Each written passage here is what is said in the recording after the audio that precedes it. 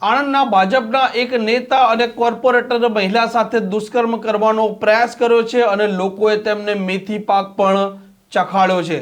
આ મામલે આમ આદમી પાર્ટીના નેતા કરશનદાસ છે તેમની પણ આકરી પ્રતિક્રિયા સામે આવી છે।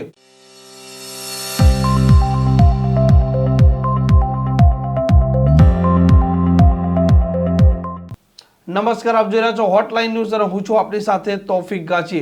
આ રાજ્યમાં મહિલા સાથે દુષ્કર્મ અને બળાત્કારની ઘટનાઓ દિવસે ને દિવસે સામે આવી રહી છે તે એક ચિંતાનો વિષય છે। ભારતીય જનતા પાર્ટીના નેતા અને કોર્પોરેટર જે આણંદના શિખોડ વિસ્તારમાં એક મહિલા છે તે તેના બંને બાળકો સાથે સૂતી હતી તે સમયે કોર્પોરેટર દિલીપ પ્રજાપતિ તેમને એકલતાનો લાભ લઈ તેમના ઘરમાં જાય છે અને મહિલા સાથે દુષ્કર્મનો પ્રયાસ કરે છે। તે દરમિયાન આ મહિલાના પતિ અને આસપાસના પડોશી આવી જાય છે અને દિલીપ પ્રજાપતિને મેથી પાક પણ ચખાડે છે। દિલીપ પ્રજાપતિના મિત્રો છે તે સ્થળ પર આવે છે અને દિલીપ પ્રજાપતિને ઘરમાંથી છોડાવે છે।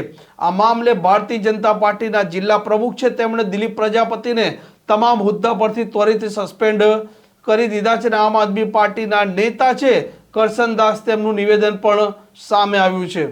ભાજપ હદ થઈ ગઈ, હદ। તમારા એક સેવકે કાઉન્સિલરે ભાજપ જે આણંદની અંદર જે બળાત્કાર કર્યો એ પાપની હદ છે। સ્ત્રી સશક્તિ ઉપર અપમાનની હદ છે। પાછા વળો, પાછા કેવા સેવકો રાખીને તમે બેઠા છો? અરે રાવણ સારો હતો કે એને લક્ષ્મણ રેખા નહોતી ઓળંગી? તમારો આ સેવક દીપુ પ્રજાપતિ ઘરની અંદર જઈને એ દીકરી ઉપર, એ બેન ઉપર બળાત્કાર કરે છે। શરમ આવવી જોઈએ। તમે ધર્મની વાતો કરો છો? કયા ધર્મમાં આ દુનિયામાં આવા કાર્યો કરવા માટે લખ્યું છે? પાછા વળવાની જરૂર છે, પાપથી ડરવાની જરૂર છે, ધર્મથી ડરવાની જરૂર છે। એક બાજુ તમે સ્ત્રી સશક્તિકરણની વાતો કરો છો ને એક બાજુ તમારો જ સેવક આ ન કરવાના ધંધા કરે છે।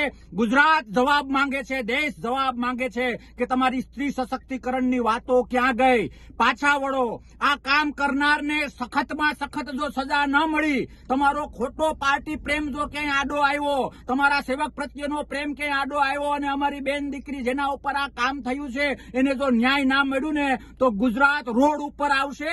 તમને તમારો ઓરિજિનલ ધર્મ આ ધંધા કરવાનો જે છે ને એ યાદ અપાવશે। બે હાથ જોડીને વિનંતી કરું કે ખોબલે ખોબલે મત મળ્યા છે તો બેન દીકરીની આબરૂ સાચવતા શીખો। અરે સાચવો નહીં તો કઈ વાંધો નહીં, કમસે કમ લૂંટવાના ધંધા બંધ કરો। ભગવાન માફ નહીં કરે, લોકો માફ નહીં કરે। ન્યાય આપો, ન્યાય આપો, ન્યાય આપો અને આવા લોકોને ફાંસીએ લટકાવો।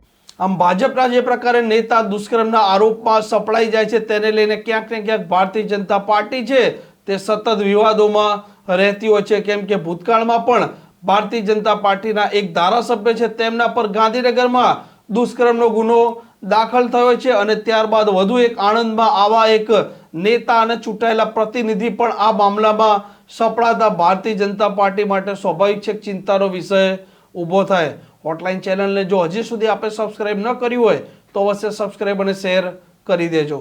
આવા પ્રકારના વિડીયો તમને જોવા ગમતા હોય તો હોટલાઇન ન્યૂઝ ચેનલને લાઇક, શેર અને સબસ્ક્રાઇબ કરો।